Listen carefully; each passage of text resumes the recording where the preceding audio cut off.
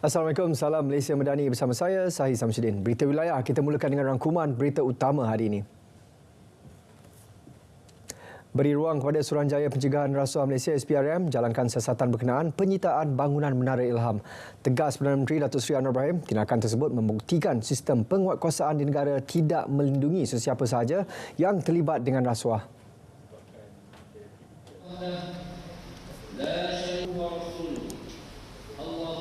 Biarlah siasatan dibuat. Dia rahsia umum. Seorang yang menggondol kekayaan begitu besar. Biarlah ada siasatan.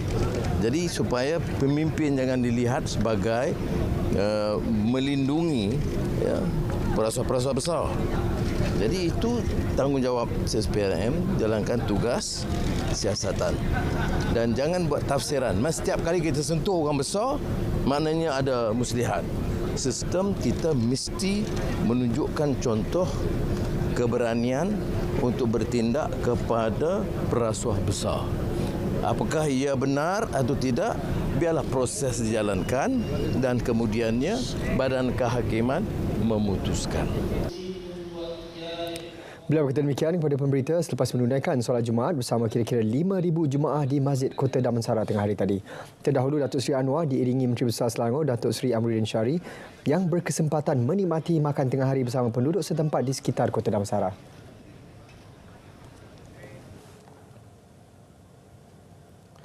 Sekatan Malaysia terhadap syarikat perkapalan yang berpangkalan di Israel ZIM tidak akan menjejaskan hubungan Malaysia dengan negara-negara lain. Menurut Menteri Luar Datuk Seri Muhammad Hassan, keputusan itu sebaliknya menunjukkan pendirian Malaysia jelas dan tetap berhubung sokongan kepada perjuangan rakyat Palestin. Topik kita ialah kita tidak membenarkan kapal-kapal yang menggunakan bendera Israel berlabuh di pelabuhan Malaysia dan kita tidak akan benarkan any transshipment negara-negara yang akan membawa barang-barang ke Israel. Itu jelas dan kita punya pendirian itu tetap. Kita tidak mengatakan kita tidak menghargai hubungan kita dengan negara-negara yang lain, tetapi disebabkan oleh ketetapan pendirian Malaysia berkenaan dengan keadaan di Gaza dan juga di Timur Tengah pada ketika ini. Beliau bercakap dalam sidang media selepas menyempurnakan sesi clock-in sebagai simbolik memulakan tugas sebagai Menteri Luar Negeri di Wisma Putra Putrajaya. Jelasnya lagi, Wisma Putra akan berfungsi sebagai jambatan antara Malaysia dengan negara-negara luar terutamanya dalam mengharungi ketidaktentuan politik dan ekonomi global. 5 syarikat pengeluar makanan haiwan ternakan dikenakan penalti bernilai RM415.5 juta. Kesemuanya didapati bersalah kerana berpakat menaikkan harga makanan ternakan ayam menerusi beberapa platform. Ia termasuk hubung kait rekod komunikasi bersama pengurusan tertinggi, nota mesyuarat dan keterangan saksi antara Januari 2020 hingga Jun 2022. Suruhanjaya Persaingan MyCC dalam keputusannya berkata mereka didapati melanggar Seksyen 4-1 Akta Persaingan 2010 dalam kurungan Akta 712. Syarikat itu ialah Dinding, FFM, Goldcorn, Leong Hub dan PK Agro. 5 syarikat itu dianggar menguasai sehingga 70% pasaran makanan ternakan ayam di negara ini. Pemegang unit amanah saham Nasional Berhad ASNB sambut baik agian pendapatan 5.25 sen seunit yang diumumkan semalam. Mereka juga berpendapat kenaikan agian itu bukti ekonomi negara semakin baik. So dia memberi satu indikasi bahawa kita punya perkembangan ekonomi dan juga pelaburan berada pada tahap yang baiklah. So kalau kita tengok macam dekat sini mungkin menterjemahkan kabinet kita yang dipimpin oleh Datuk Seri Anwar mungkin berjaya membawa ekonomi kita ke satu tahap yang lebih baik berbanding sebelum-sebelum inilah. Jadi kita harap dia punya momentum kenaikan dividen tu akan berterusan dari tahun ini dan tahun seterusnya lah. Alhamdulillah dividen tahun ini lebih baik banding tahun lepas dan dengan dividen yang diterima ni saya tak langsung ia dapat membantu saya untuk persiapan anak sekolah dan menyambut Ramadan yang tak lama lagi kan. Dan saya tak langsung pun simpanan anak-anak saya pun bertambah. Jadi ia satu rezeki juga untuk mereka. ASNB semalam mengumumkan agihan pendapatan 4.25 sen seunit dan bonus 1.0 sen seunit kepada pemegang unit ASB bagi tahun kewangan berakhir 31 Disember 2023. Kadar itu meningkat 0.65 sen seunit berbanding tahun lalu. Jumlah keseluruhan pengagihan pendapatan sebanyak 9.3 bilion ringgit tersebut memanfaatkan 10.8 juta pemegang unit ASB. Program Rumah Kasih Harapan Kak Wan memberi peluang penduduk kurang berkemampuan menerima bantuan baik pulih rumah. Isteri Perdana Menteri, Datuk Seri Dr. Wan Azizah Wan Ismail berkata, ia membolehkan golongan itu menikmati kemudahan tempat tinggal yang lebih selesa. Apa yang saya nak tekankan adalah follow up kerana kadang mereka tidak daya untuk menjaga. Lepas kita bagikan persekataran yang baik, apa semua diubah banyak-banyak, dia tak boleh jaga, dia kembali kepada tahap lama. Jadi ini salah satu daripada kemungkinan kita nak follow up. Beliau yang juga ahli Parlimen Bandar Tun Razak ditemui selepas sesi penyerahan kunci Rumah Kasih Harapan Kak Wan di Ceras Ibu Negara. Peperiksaan Sijil Tinggi Agama Malaysia STAM 2023 akan dilaksanakan pada 2 hingga 4 Januari 2024 dan 8 hingga 11 Januari 2024. Ia melibatkan 4,058 calon berdaftar. Kementerian Pendidikan KPM dalam satu kenyataan memaklumkan peperiksaan itu akan dijalankan di 131 pusat peperiksaan di seluruh negara. Bagi memastikan kelancaran pengurusan dan pengendalian peperiksaan, KPM telah melantik 824 petugas peperiksaan. Calon peperiksaan STAM diingatkan rujuk jadual waktu peperiksaan bagi mendapatkan maklumat mengenai tarikh, masa, kod dan kertas peperiksaan serta arahan yang perlu dipatuhi sepanjang peperiksaan berlangsung. Jadual waktu peperiksaan boleh dimuat turun dari laman sesawang Lembaga Peperiksaan LP. Sementara itu, KPM bersedia sebarang kemungkinan bencana banjir sepanjang musim peperiksaan. Justru semua calon peperiksaan STAM dinasihat memaklumkan kepada pihak sekolah atau Jabatan Pendidikan Negeri JPN dengan segera sekiranya tidak dapat hadir peperiksaan berikutan bencana berkenaan. Calon juga boleh menghubungi talian bilik gerakan peperiksaan yang disediakan di Ibu Pejabat LP dan JPN di seluruh negara. KPN turut memaklumkan akan sentiasa siap siaga dengan mekanisme dan langkah persediaan sewajarnya termasuk bekerjasama dengan agensi kerajaan lain yang berkaitan. Penduduk di Terengganu diminta berwaspada dengan kemungkinan hujan lebat berserta angin kencang bermula esok hingga Isnin ini. Met Malaysia sebelum ini mengeluarkan amaran hujan lebat secara berterusan sepanjang tempoh tersebut.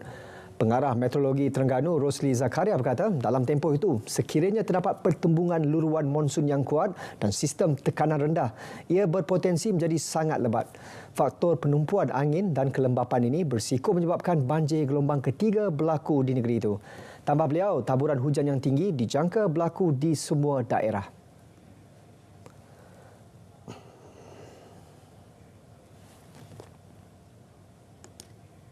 Sekarang ini Met Malaysia sedang memantau kekuatan luruan monsun yang berlaku, yang mana dalam masa sama kita perhatikan ada kawasan penumpuan angin yang berlaku yang dijangka memasuki Terengganu bermula besok. Jadi apabila wujudnya dua elemen ini serentak, keadaan ini berpotensi untuk menghasilkan hujan yang sangat lebat. Atas dasar itulah kita keluarkan amaran awal dan kami pantau sekiranya perlu untuk menaik taraf amaran, kita akan keluarkan lebih awal lagi dalam masa terdekat inilah. Beliau ditemui semasa menjadi tetamu di Konti Terengganu FM. Untuk laporan cuaca semasa, langsung ke Met Malaysia bersama pegawainya Muhammad Napizi Mat Napiah. Assalamualaikum dan salam sejahtera. Baiklah, seperti yang kita semua sedia maklum, negara kita kini sedang menerima luruan angin monsun daripada timur laut ini yang menuju ke kebanyakan kawasan di sekitar Semenanjung yang turut membawa bersama kadar kelembapan yang tinggi di sekitar kawasan-kawasan berkenaan. Dan dengan itu, Met Malaysia kini sedang mengemaskini amaran hujan berterusan daripada masa ke semasa. Untuk pada ketika ini, bagi negeri Johor, amaran hujan berterusan masih lagi dikekalkan untuk daerah Mersing dan juga Kota Tinggi, di mana hujan lebat dijangka akan masih lagi berterusan di sekitar kawasan berkenaan sehinggalah esok 23 Disember. Manakala untuk negeri-negeri di sekitar pantai timur Semenanjung pula, amaran hujan berterusan telah pun dinaik taraf untuk kawasan-kawasan yang bertanda jingga, iaitu di sekitar negeri Terengganu dan juga di beberapa daerah di sekitar negeri Kelantan, di mana hujan lebat khususnya untuk esok hari dijangka akan mula berterusan di sekitar kawasan-kawasan berkenaan daripada esok sehinggalah 25 Disember nanti. Dan berikutan daripada luruan angin monsun timur laut tersebut, hujan lebat tersebut dijangka akan turut menuju ke arah kawasan-kawasan di sekitar utara Semenanjung, iaitu di kawasan-kawasan yang bertanda kuning ini. Namun hujan lebat dijangka hanya akan mula berterusan di sekitar utara bermula daripada 24 Disember nanti. Oleh itu, bagi orang ramai di kawasan-kawasan yang telah pun dimasukkan di dalam amaran tadi, dinasihatkan supaya berwaspadalah, terutamanya bagi mereka yang berada di kawasan berkedudukan rendah dan juga di kawasan yang kerap banjir. Dan berikutan daripada luruan angin monsun timur laut tersebut, keadaan angin dan juga ombak di sekitar Laut Cina Selatan khususnya masih lagi bergelora dan amaran angin kencang dan laut bergelora turut dikeluarkan di sekitar kawasan-kawasan berkenaan. Keadaan ini adalah berbahaya untuk sebarang aktiviti perkapalan, perikanan, bot-bot kecil serta aktiviti sukan dan rekreasi laut, terutamanya untuk kawasan-kawasan di sepanjang pesisir pantai timur Semenanjung. Seterusnya kita lihat pula keadaan cuaca semasa. Imej Gemar Radar menunjukkan keadaan cuaca yang cerah dan kurang hujan pada hari ini dengan ribut petir pada ketika ini hanya berlaku di kawasan-kawasan sekitar Selatan Perak, di sekitar Lembah Kelang, di sekitar pedalaman negeri Pahang, Negeri Sembilan dan juga Melaka yang dijangka akan beransur-ansur reda dalam tempoh 2 hingga 3 jam daripada sekarang. Untuk negeri Sabah dan Sarawak pula, untuk tinjauan cuaca semasa, bagi negeri Sabah ribut petir dilihat berlaku di kebanyakan bahagian. Namun begitu untuk negeri Sarawak, ribut petir hanya berlaku di beberapa bahagian seperti di Kuching, di sekitar Miri, Limbang dan juga Kapit yang turut dijangka akan beransur-ansur reda menjelang awal malam nanti. Baiklah, sekian dahulu info cuaca buat kali ini. Sebelum berpisah, kita lihat tinjauan cuaca bagi bandar-bandar utama di seluruh negara. Assalamualaikum dan salam Malaysia Madani.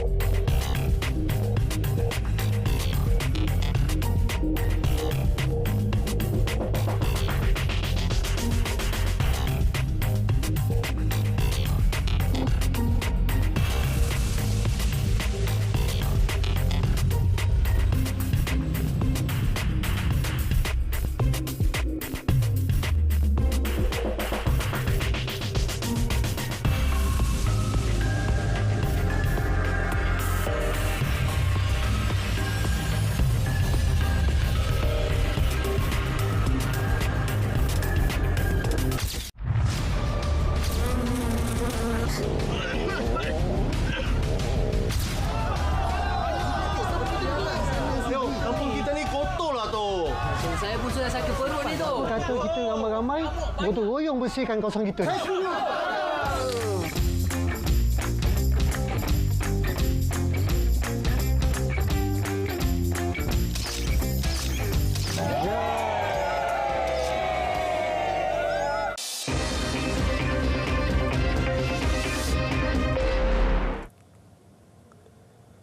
Seterusnya kita ke Bumi Kenyalang. Fokus hari ini, gelanggang sukan bocah bertaraf antarabangsa dibina di Miri dapat dimanfaatkan kanak-kanak OKU bergiat dalam sukan.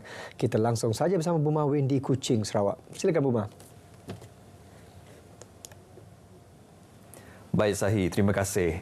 Sebuah gelanggang sukan bokia bertaraf antarabangsa yang pertama di Miri kini sedang dalam pembinaan dan dijangka siap Februari 2024. Gelanggang yang terletak di Wishes Land Miri ini kelak bakal memanfaatkan kanak-kanak orang kurang upaya OKU, khususnya kanak-kanak penghidap penyakit gangguan pada otot, gerak dan koordinasi tubuh atau dikenali sebagai cerebral palsy (CP). Timbalan Menteri Pelancongan, Industri Kreatif dan Seni Persembahan Sarawak yang juga Ahli Dewan Undangan Negeri Adun Piasau, Datuk Sebastian Ting berkata, kos keseluruhan projek pembinaan gelanggang sukan boccia berjumlah RM200,000 melalui peruntukan geran projek transformasi luar bandar RTP dan mula dibina sekitar Oktober lepas. Menurut spesifikasi JKR, gelanggang sukan boccia ini memenuhi piawaian antarabangsa dengan 13 meter panjang manakala lebarnya pula 11 meter. At least a center like this, like Mr. Tay mentioned, that when they throw, number one is a physical exercise, number two, a lot of thinking also. A lot of thinking how you place your ball. And this is definitely very, very good for them. Beliau berkata demikian kepada pemberita selepas meninjau perkembangan kerja-kerja pembinaan gelanggang sukan boccia di Wishland Miri. Dengan adanya fasiliti ini nanti, sukan boccia akan dapat diperkenalkan kepada kanak-kanak OKU di Miri selain menggalakkan penyertaan mereka dalam bidang sukan. Baru-baru ini, seorang atlet sukan boccia, Tay Boon Seng dari Pusat Latihan Wishland Miri telah mengharumkan nama Miri apabila mendapat johan dalam kejohanan Seket 2 Kebangsaan Sukan Boccia 2023 pada November lepas. Wishland Miri yang ditubuhkan sejak 3 tahun yang lalu merupakan pusat latihan untuk kanak-kanak penghidap penyakit yang menyebabkan gangguan pada otot, gerak dan koordinasi tubuh atau dikenali sebagai cerebral palsy (CP). Kerajaan Sarawak telah memperuntukkan RM6.7 bilion di bawah Perbadanan Kemajuan Negeri Sarawak PKNS untuk membantu para usahawan dan bakal usahawan. Ahli Dewan Undangan Negeri Adun Beting Maruk, Razali Gapur berkata, bantuan dalam bentuk kewangan itu diberikan kepada usahawan tempatan tanpa dikenakan sebarang faedah. Inisiatif tersebut seiring dengan hasrat Kerajaan Sarawak melahirkan usahawan tempatan yang berjaya dan membantu dalam memacu ekonomi negeri ini. Beliau menyeru agar usahawan sentiasa menggunakan peluang dan kemudahan disediakan oleh kerajaan dan institusi swasta untuk meningkatkan kapasiti dan mengembangkan perniagaan sehingga ke pasaran global. Beliau berkata demikian pada program Jom Register Bisnes Pusa 2023 di Dataran Temenggung Kadir Beladin Pusa baru-baru ini. Ujarnya, program tersebut merupakan inisiatif dilaksanakan oleh Kementerian Perdagangan Antarabangsa, Industri dan Pelaburan Mintrade Sarawak untuk mendaftarkan perniagaan usahawan yang tidak memiliki lesen perniagaan. Dengan mendaftarkan perniagaan, para usahawan ini berpeluang menikmati bantuan dari pihak kerajaan mahupun institusi keuangan dan meneroka prospek perniagaan lain. Dalam majlis sama, Razali turut mengumumkan projek pembinaan waterfront Dataran Temenggung Kadir Beladin bernilai RM26 juta, pusat jualan bernilai RM1.3 juta dan medan niaga bernilai RM5 juta.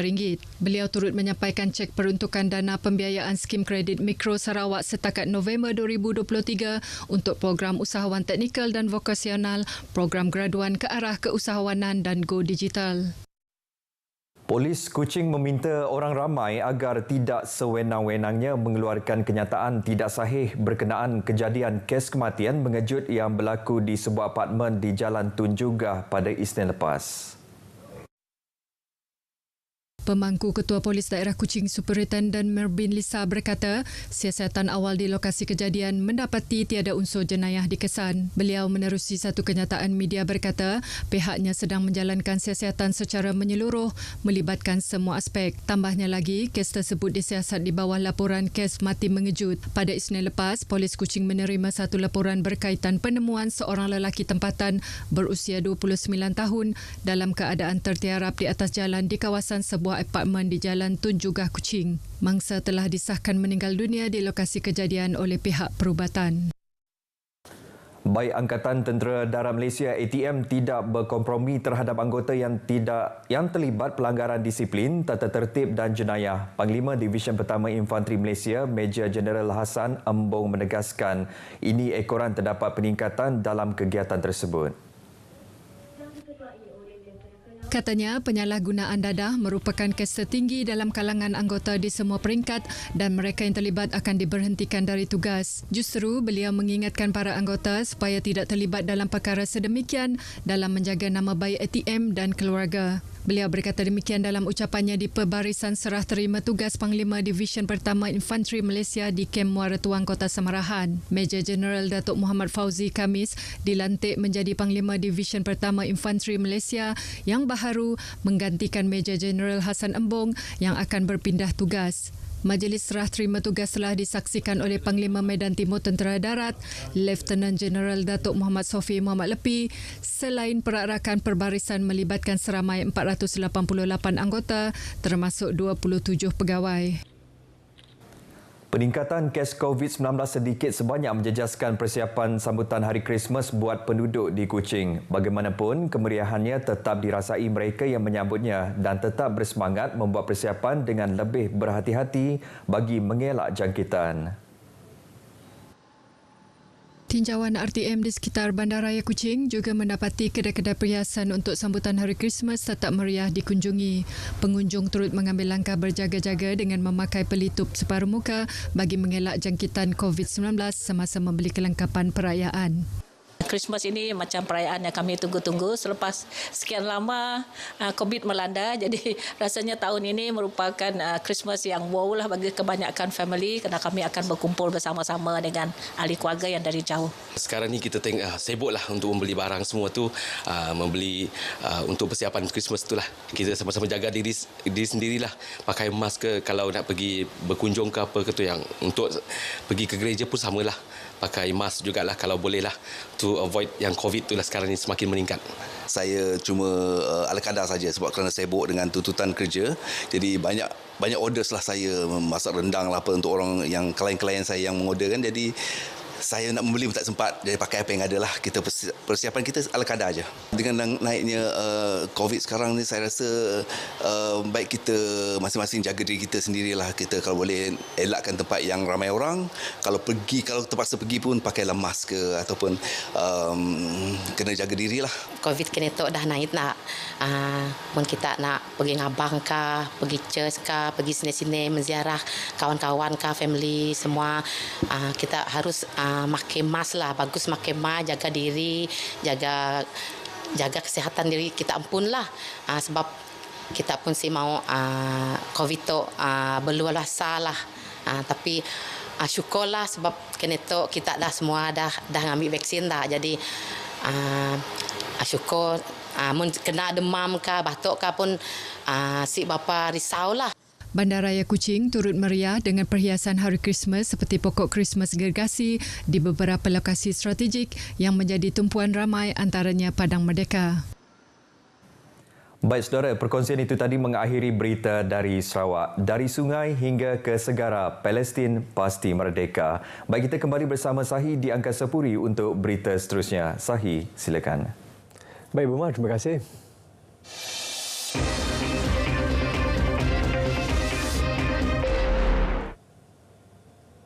Tumpuan dari negeri di bawah bayu petang ini, jaminan keselamatan semakin kukuh dengan penyesuaian Perintah Kawalan Pergerakan di perairan Azon.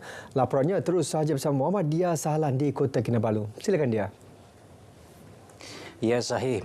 Perbincangan secara komprehensif oleh pihak berkepentingan akan sentiasa diteruskan, khususnya melibatkan penguatkuasaan Perintah Kawalan Pergerakan PKP di perairan Azon. Keputusan mengecualikan PKP bagi daerah-daerah lain selain Tawau dibuat di peringkat Kerajaan Persekutuan dan Negeri memandangkan jaminan keselamatan yang semakin kukuh. Percayalah bahawa penggunaan PKP ini satu alat tools oleh pasukan keselamatan untuk memberi kawalan, mengawal pergerakan ataupun siapa keluar masuk dalam kawasan ini, merupakan satu alat yang terbaik buat masa ini. Macam saya kata tadi, kekangan dari segi peralatan, kekangan dari segi aset dan juga luas yang begitu terlalu luas, kan? Inilah sebenarnya kepenggunaan kawalan pergerakan tadi. Jadi masih lagi kita perlukan. Komander Eastern Command, Datuk Victor Sanjos berkata demikian semasa sesi temu bual khas di Konti Sabah FM menerusi rancangan Sembang Ekspresi. Jelasnya pada masa kini, penguatkuasaan PKP masih relevan dan amat penting dalam mengekang serta mengawal ancaman anasir Royal Security Force RSF menumpukan elemen militan dan jenayah rentas sempadan. Selain menambah keyakinan, keselesaan dan keselamatan penduduk serta pelancong, PKP di S-Zone juga turut menjamin kesejahteraan dan kedaulatan negara. Perbadanan Hal Ehwal bekas Angkatan Tentera Perhebat bersedia melatih 5,800 pesara tentera dalam menghadapi kejaya kedua mereka tahun hadapan. Angka tersebut daripada jumlah keseluruhan iaitu 6,500 pesara tentera yang akan bersara dari seluruh negara. Selepas ni mereka tidak boleh berdiam diri, terus bersaing di luar sana sebab saingan sangat sengit. Berusaha dengan bantuan kerajaan madani, termasuk juga kerajaan negeri Sabah yang mempunyai pelbagai peluang dan manfaat kepada anggota veteran, rebutlah peluang tu. Kapten Bersara Muhammad Razi Muhammad Ali menyatakan perkara ini kepada pemberita selepas menyempurnakan majlis penyampaian sijil perhebat di Kota Kinabalu. Ia termasuk pesara tentera daripada negeri Sabah seramai 400 hingga 500 orang. Perhebat setakat ini memiliki 17 kampus seluruh negara, termasuk 2 di Kota Kinabalu dan Tawau.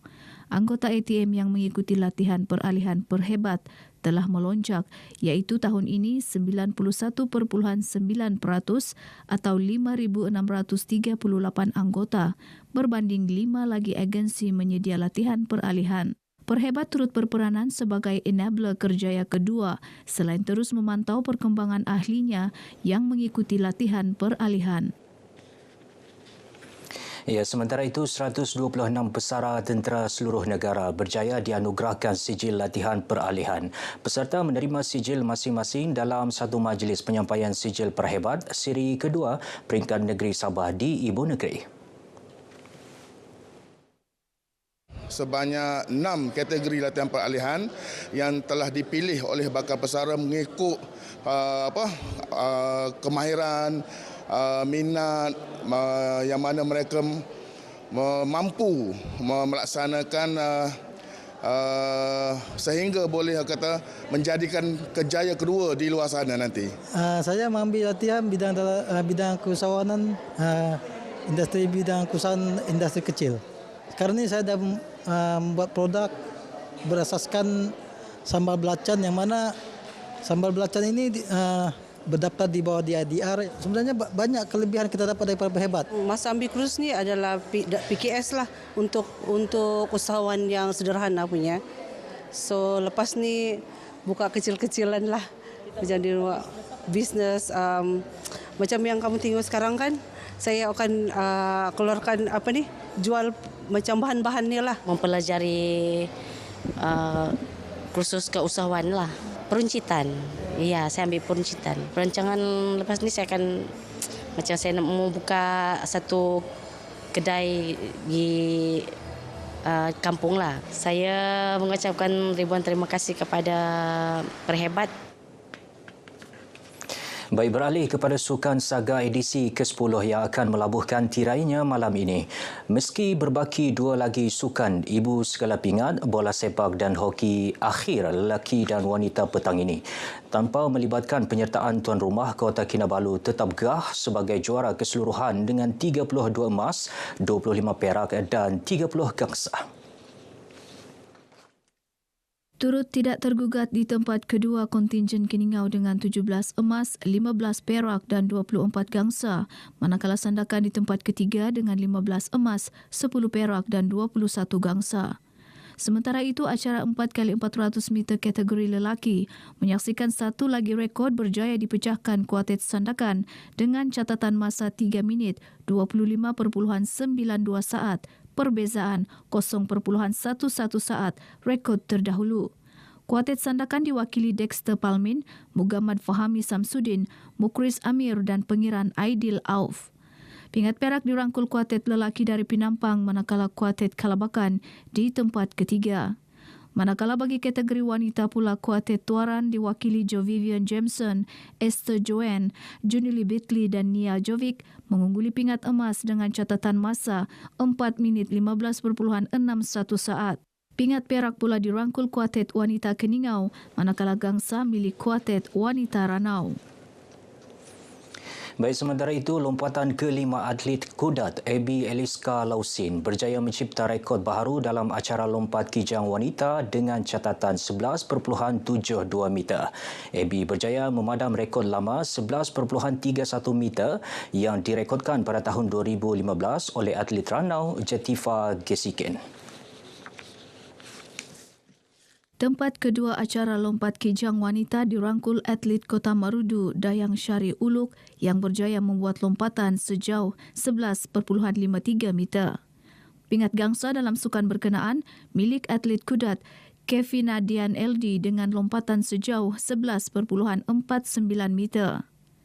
Bagi acara 3,000 meter lari berhalangan yang pertama kali diperkenalkan, menyaksikan wakil putatan cemerlang dengan emas melalui atlet Muhammad Naki Misnan dengan catatan 10 minit 44.92 saat. Perak milik Muhammad Zulfikri mewakili Kota Kinabalu, manakala gangsa diperolehi atlet Keningau Harry Kewel Libin.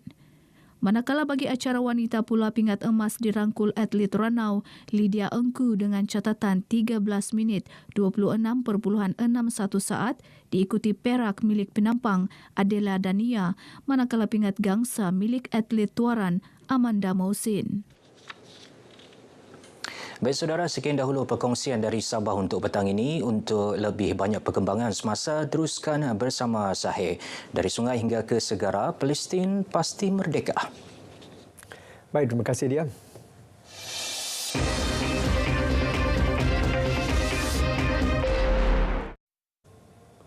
Untuk laporan semasa dari Selangor, langsung bersama Samsia Samsi. Silakan. Baik, Sahih.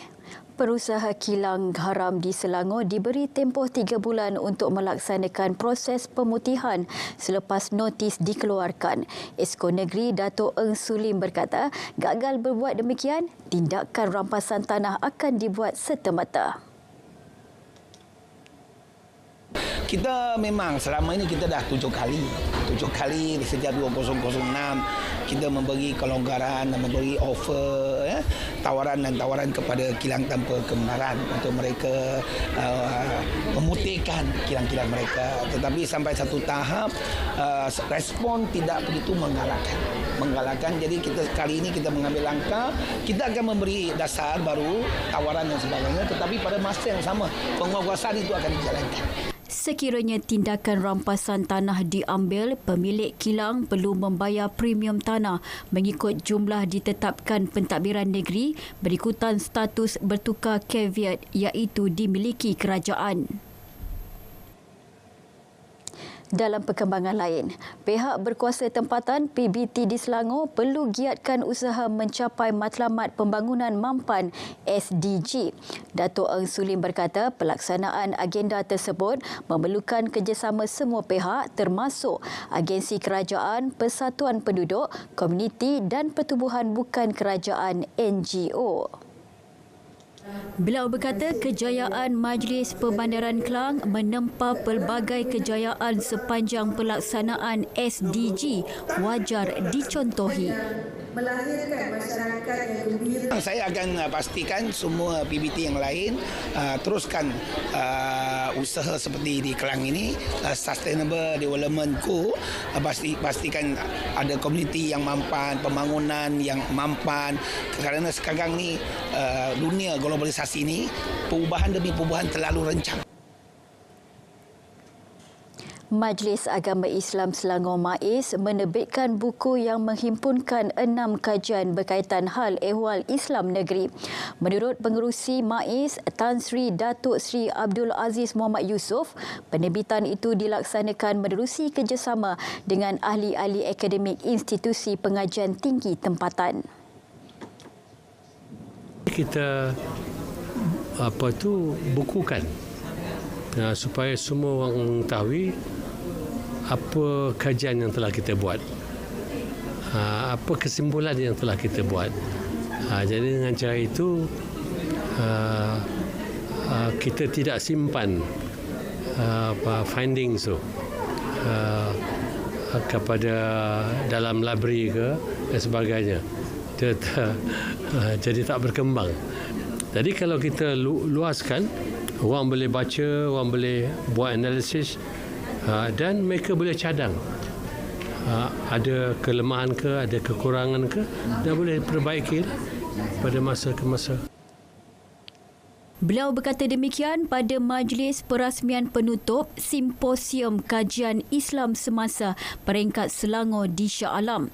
Simposium berkenaan dilaksanakan bagi memberi pendedahan serta pengetahuan kefahaman kepada masyarakat berhubung maklumat terkini berkaitan hal ehwal Islam dalam negeri ini.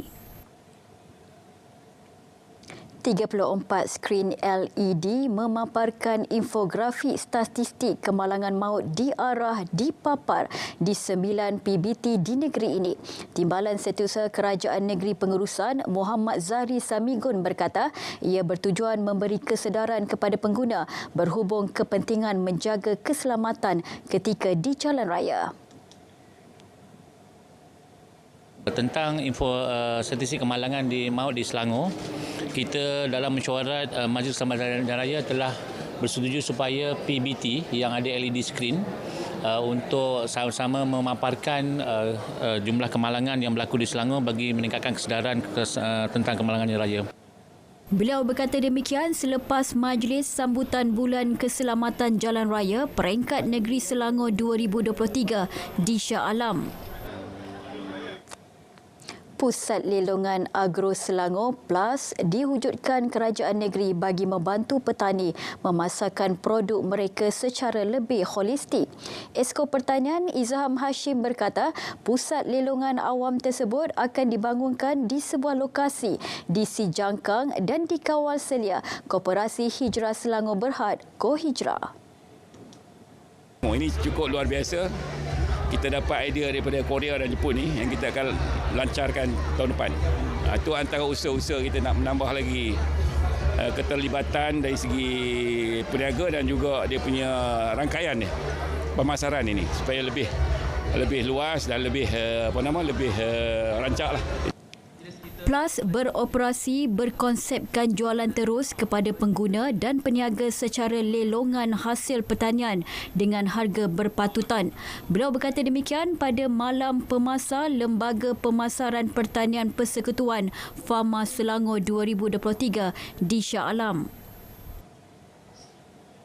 Sekian paparan dari Selangor, dari sungai ke segara, Palestin pasti merdeka.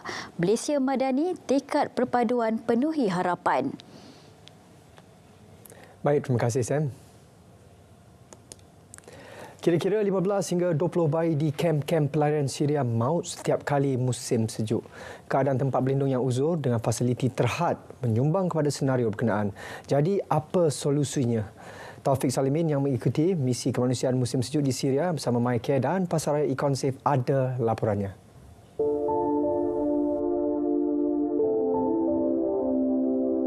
Kira-kira 7 juta pelarian Syria terpaksa tinggal di kemah beralaskan tanah dan berbumbungkan langit. Keadaan semakin buruk setiap kali tiba musim sejuk sehingga ada bayi yang terkorban. Bagi mengelak lebih ramai nyawa hilang, tempat berlindung lebih selamat dan selesa didirikan. Ketika ini, 9,000 rumah sedang dibangunkan di Azaz dan Al-Bab yang terletak di wilayah utara Syria bersempadan dengan Turki. Now we are inshallah in the time of developing another sites in terms of converting people from the tents to the housing unit. For sure, the housing unit protect the family from different aspects of the challenges, especially in winter. The winter here in Syria is very difficult when you live in the tent. Projek yang bermula sejak 2015 ini mendapat sokongan penuh Humanitarian Care Malaysia MyCare dan Pasaraya Inklusif. Lebih istimewa, 18 daripada keseluruhan unit rumah dibiaya sepenuhnya dua syarikat ini hasil sumbangan rakyat Malaysia. Melalui misi-misi yang kita laksanakan, kita melihat sendiri keadaan ribuan, malah mungkin mencecah 1 juta lebih yang masih tinggal di kem-kem pelarian. Jadi mereka dalam keadaan yang sangat dhaif, infrastruktur yang sangat tidak sesuai untuk diduduki oleh manusia ataupun lebih lagi orang Islam dengan jangka masa yang panjang, lebih 10 tahun. Bayangkan mereka tinggal di kemah-kemah kem pelarian. Kediaman baru yang dibangunkan oleh MyCare dan juga Inklusif khusus kepada pelarian Syria ini memberi makna cukup besar kepada mereka kerana pada musim sejuk ini mereka berlindung di kemah yang begitu uzur dan begitu teruk keadaannya. Pastinya pembinaan ataupun perumahan baru ini akan menjadikan mereka lebih bersemangat untuk meneruskan kehidupan yang cukup mencabar di bumi Syria ini. Taufik Salimin, Syria RTM.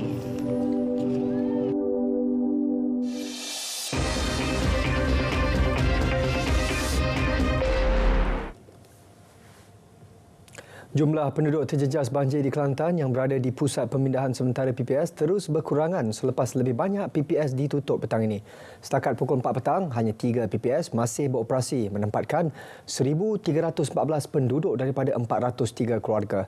3 PPS yang masih beroperasi adalah PPS Sekolah Kebangsaan Gual Tok Deh, PPS SK Gual Priok dan PPS Sekolah Menengah Kebangsaan Baruh Pial. Perkembangan lanjut bersama Fikri Zaib di Rantau Panjang. Baik, terima kasih. Saya ketika ini berada di PPS Sekolah Kebangsaan Gual Priok, Rantau Panjang. Seramai 462 penduduk terjejas dari 110 keluarga masih ditempatkan di PPS ini. Kesemua mereka terdiri dari penduduk kawasan sekitar PPS ini termasuk Kampung Bawah Lembah, Kampung Kusa dan sebahagian dari Kampung Padang Licin. Berdasarkan tinjauan semasa dilakukan saya bersama kru di PPS ini, perjalanan PPS yang masih dibuka setakat ini berjalan lancar dan pastinya perjalanan PPS ini turut banyak dibantu sebenarnya oleh para sukarelawan dan bersama saya ketika ini adalah pengurusi sukarelawan jajahan Pasir Mas, Encik Wan Suhairi Wan Daud, dan mungkin terima kasih Cik Suhairi kerana sudi bersama berita pada petang ini. Jadi Cik Suhairi, dari skop kerja lah para sukarelawan di Pasir Mas ini macam mana sebenarnya? Ya, kita di Pasir Mas ini di bawah PKMJ, Pejabat Kebajikan Masyarakat Pasir Mas. Kita adalah sebagai rakan strategik kepada Jabatan Kebajikan Masyarakat dan kita cuba membantu dari segi perkhidmatan sokongan sosial dan setakat ini kita cuba membantu dari segi pengurusan bencana. Pengurusan bencana dan kita skop sukarelawan ini kita sekadar membantu pihak jabatan dari segi pendaftaran mangsa di pusat pemindahan, membantu menyelaras mangsa banjir dan cuba membantu pihak-pihak agensi lain yang orang kata untuk memindahkan mangsa dan menyelaras program-program yang di bawah bahagian kaunseling jabatan mengelola sesuatu program di PPS bagi memenuhi pelbagai acara dari segi kanak-kanak, dewasa, wanita dan keluarga. Jadi setakat ni berapa ramai anggaran jumlah sukarelawan khususnya di Pasir Mas lah? Kita di Pasir Mas ni khususnya di bawah PKMJ Pasir Mas, kita ada 2 parlimen, iaitu Parlimen Pasir Mas dan Parlimen Rantau Panjang. Jadi kita terpaksa mengawaslia lah, khususnya di Rantau Panjang yang selalu terlibat dengan banjir dan kekuatan anggota ni sekitar dalam 70 orang setakat ni. Jadi kesemua mereka ni ada yang bekerja ataupun bekerja sendiri semuanya kebanyakan? Kita dari pelbagai penjawat awam, bekerja sendiri dan bekerja dalam sektor swasta lah. Okay. Terima kasih Cik Bansari kerana sudi bersama berita pada petang ini. Jadi saya fikir itu sahaja perkembangan yang dapat saya kongsikan langsung dari Rantau Panjang ini. Kembali kepada rakan penyampai di Angkasa Puri, silakan. Terima kasih Fikri. Lebih 50 penduduk di kampung Sungai Bayu Dalam di Gua Musang, Kelantan tidak menikmati perkhidmatan rangkaian telefon dan internet sejak 10 tahun lalu. Ketiadaan rangkaian telefon dan capaian internet di kampung yang terletak di kawasan ladang getah dan kelapa sawit itu menyukarkan kehidupan penduduk jika berlaku kes kecemasan atau bencana alam. Kalau ada gawat-gawat pun tu di luar jalan raya tu sejauh 3 kilo lebih lah. Baru kita boleh berhubung dengan keluarga. Jadi selama duduk sini ni dah cukup 10 tahun dah kira. 10 tahun tak ada perkembangan. Jadi saya mengharap kepada pihak-pihak yang berkaitan dan ada tanggungjawab ke atas pulau-pulau tu agak ambil perhatian lah. Nak berhubungan tu tak boleh. Ada kecemasan lah. Kecemasan. Kecemasan kita payah nak telefon ke anak ke apa. Anak pun. Nak telefon tak boleh. Tak boleh. Kadang dia mari gitu lah anak kan. Papa dia muka sorang je ada. Bodoh kata mana ni. Nak tubik gitu tak boleh. Tak apa boleh bawa kereta sakit baru kan. Ahli Parlimen Gua Musang Muhammad Azizi Abu Naim pula berkata pihaknya akan bawa masalah yang dihadapi penduduk kampung Sungai Bayu Dalam kepada pihak Suruhanjaya Komunikasi dan Multimedia. Saya sendiri telah membuat aduan ke dua kawasan iaitu Tanah Rancangan Kesedar Sungai Asap dan juga RKT Kesedar Limau Kasturi. Jadi alhamdulillah kalau kita dapat info kebelakangan ini ada tindak balas daripada pihak kementerian untuk menaik taraf liputan yang ada di kawasan berkenaan. Jadi untuk berikutnya kawasan Sungai Bayu ni insya-Allah saya akan mohon kepada MC supaya dia review balik kawasan-kawasan yang betul-betul yang tak ada liputan tu untuk buat tindakan segeralah. Sementara itu, menurut jurucakap MCMC Kelantan, pihaknya telah mengambil maklum tentang permasalahan tersebut dan siasatan lanjut akan dijalankan.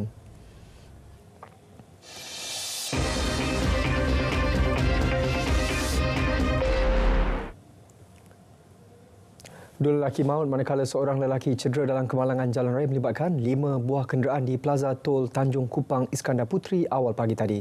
Ketua Polis Daerah Iskandar Puteri ACP Rahmat Arifin berkata seorang pemandu lori, seorang pekerja bas dan 29 penumpang bas selamat dalam insiden berkenaan.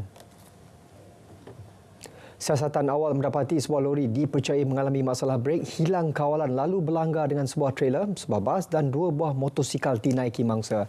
Impak pelanggaran menyebabkan kedua-dua mangsa berumur 49 dan 54 tahun cedera parah di bahagian kepala dan badan serta disahkan meninggal dunia di tempat kejadian. Seramai 10 anggota daripada Balai Bomba dan Penyelamat BBP Iskandar Puteri dihantar ke lokasi kejadian bagi mengeluarkan mangsa yang tersepit. Mayat dihantar ke Hospital Sultanah Aminah Johor Bahru untuk tindakan lanjut manakala pemandu lori berusia 45 tahun yang cedera sedang menerima rawatan. Kes disiasat mengikut Seksyen 41-1 Akta Pengangkutan Jalan 1987. Seorang wanita ditahan susulan kes seorang bayi lelaki yang juga anaknya berusia setahun positif dadah jenis methamphetamine dan amfetamin. Dia ditahan 12 Disember lalu ketika berada di Hospital Sultanah Aminah bagi mendapatkan rawatan bayi berkenaan akibat sawan. Turut ditahan teman lelakinya di Jalan Saleh, Johor Bahru. Ketua Polis Daerah Iskandar Puteri ACP Rahmat Arifin maklumkan ujian air kencing mendapati pasangan berumur 31 dan 34 tahun itu juga positif dadah. Suspek telah dituduh di Mahkamah Session Johor Bahru semalam mengikut Seksyen 31-1-A Akta Kanak-Kanak 2001. Mereka ditahan reman kerana tidak membayar jaminan diberikan mahkamah. Kes disebut semula 23 Januari depan. Tiada kenaikan harga hotel dan bilik penginapan di Melaka sepanjang penganjuran program Tahun Melawat Melaka 2024. Jaminan diberi Ketua Menteri Melaka Datuk Seri Abdul Rauf Yusof. Menurut beliau, beberapa syarat dikenakan kerajaan negeri terhadap pengusaha hotel. Antaranya memastikan perkhidmatan pelancongan ditawar pada harga munasabah. Syarat yang tertentu untuk pemilik-pemilik hotel ini layak untuk bersama-sama dengan kerajaan negeri. Kita akan memantau dan memerhatikan bahawa tidak ada kenaikan harga bilik sepanjang tempoh Tahun Melawat Melaka ini. Because dia akan dapat jumlah pengunjung yang lebih ramai daripada biasa. Sudah pasti kita ada unit yang mengawal selia hotel-hotel ni. Bagi menarik kedatangan pengunjung, kempen cabutan bertuah dan kupon diskaun turut diadakan. Hadiah menarik termasuk 5 kereta menanti pemenang bertuah. Negeri Sembilan berjaya mencapai sasaran miskin tegar sifar sebelum berakhirnya tahun ini membabitkan seramai 3,530 ketua isi rumah KIR. Menurut Menteri Besar Datuk Seri Aminuddin Harun, kejayaan itu adalah hasil daripada pelbagai inisiatif yang telah digerakkan melalui Pejabat Pembangunan Negeri Negeri Sembilan PPNNS.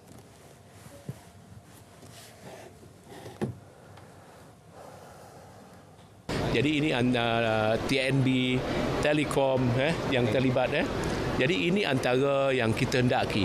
Dan insya-Allah tahun depan bukan tak ada lagi miskin sifar, tak ada miskin tegar lagi, akan ada senarai baru dan mereka juga mungkin akan kembali kepada miskin tegar yang ada kita sifarkan tahun ini. Tetapi kita dah tahu dah bagaimana untuk kita sifarkan miskin tegar di Negeri Sembilan dengan lebih teratur dan lebih berkesan pada masa akan datang. Daerah Seremban merupakan yang terbaru berjaya mencapai sifar miskin tegar melalui sistem e-Kasih dengan seramai 922 KIR yang direkodkan pada awal tahun 2023.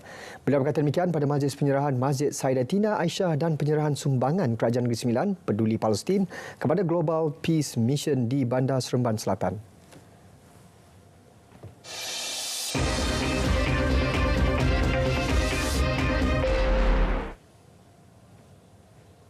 Seorang ejen insurans kerugian lebih RM333,000 selepas dipercayai diperdaya sedikit pelaburan tidak wujud menerusi media sosial.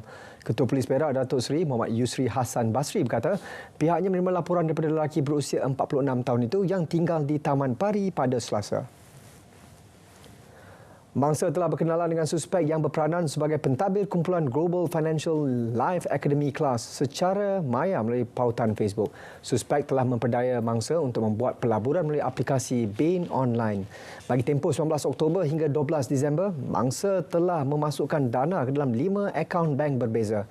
Mangsa menyedari ditipu ketika cuba mengeluarkan wang keuntungan pelaburan selepas suspek meminta mangsa melakukan bayaran komisen sebanyak RM57,400. Kes disiasat di bawah Seksyen 420 Kanun Keseksaan. Seorang operator kilang didakwa atas tuduhan membunuh ibu saudaranya dalam kejadian Selasa lalu. Proses pendakwaan terhadap Ong Kok Bu, 29 tahun, dibuat di Hospital Pulau Pinang HPP kerana tertuduh masih dalam rawatan. Pertuduhan dibacakan di hadapan Magistrate Siti Zulaikha Nordin Alias Ghani dari Mahkamah Magistrate Butterworth di Wad HPP tengah hari tadi. Tertuduh mengangguk faham semasa pertuduhan dibacakan. Dia didakwa mengikut Seksyen 302 Kanun Keseksaan yang memperuntukkan hukuman mati atau penjara selama tempoh tidak lebih 40 tahun dan sebatan jika sabit kesalahan. Tiada pengakuan direkodkan daripada tertuduh kerana kes bunuh di bawah bidang kuasa Mahkamah Tinggi. Pendakwaan dikenalikan oleh Timbalan Pendakwa Raya Nur Amira Syahrul Azrin manakala tertuduh tidak diwakili peguam.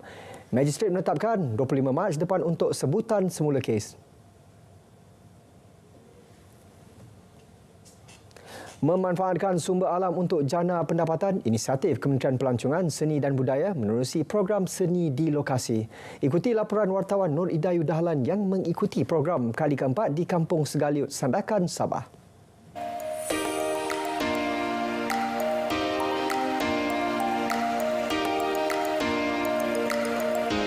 Program seni di lokasi Segaliut Agriculture dianjurkan Balai Seni Negara melibatkan penyertaan aktif seniman tempatan, usahawan agroteknologi, penduduk setempat. Selain mendekatkan lebih 1,200 penduduk dengan sumber alam, program 5 hari turut meningkatkan kesedaran terhadap kehidupan lestari. Dalam program ini kita mengambil pendekatan EPG iaitu Environmental, People dan juga Governance yang mana kita melihat bagaimana unsur-unsur alam sekitar yang dapat bergabung dengan kreativiti masyarakat bagi menjana pendapatan penduduk setempat. Kombinasi ini kami membawa beberapa pegiat seni yang mempunyai kemahiran dalam memanipulasikan alam sekitar menjadi satu bahan baru untuk dijadikan menjana pendapatan masyarakat. Menurut Menerusi bengkel inovasi seni, penduduk kampung dibimbing menghasilkan produk yang boleh menjana pendapatan daripada sumber alam seperti tanaman nipah dan kelapa sawit. Saya kira kalau bagi saya kan memang saya sangat-sangat mengalukan lah yang sama dengan seni lukis ni, sebab di situ kita dapat timbang pengalaman, contohnya nipah. Kita sebetulnya banyak nipah di kampung ni, tapi kita tidak tahu menggunakan cara dia macam mana untuk menjana pendapatan pakai melalui nipah tu. Program hari ini bagus, baik, sangat baiklah pada kami yang di kampung ni kan, di kampung-kampung macam ni Segeliut, dia amat baik sebab kami dapat pengalaman baru. Macam yang baru bagi kami tutup topi kepala tu itu macam itu benda baru kami dapatlah. Sebab sebelum ni kami tahu buat lidi, atap dengan yang benda-benda lainnya lah. Itu saja yang kami tahu. Pendedahan turut diberi menerusi bengkel penghasilan sekaya sawit. Proses dia rebus dulu. Kan, cuci, lepas cuci rebus, sudah direbus, dipicitlah pakai tangan, lepas itu peras macam peras santan, baru dimasak 2 kali peras, baru dia halus. Selari dengan agenda pembangunan Malaysia Madani, menerusi kemampanan kreativiti dan ekonomi, penyertaan penggiat industri tempatan yang berbakat besar terus diberi galakan. Kesinambungan penganjuran program seperti ini berupaya menyelahkan kepelbagaian daya cipta berinovasi, produk tempatan yang memupuk kesedaran masyarakat kepada hasil seni awam. Nur Idayu Dahlan, RTM.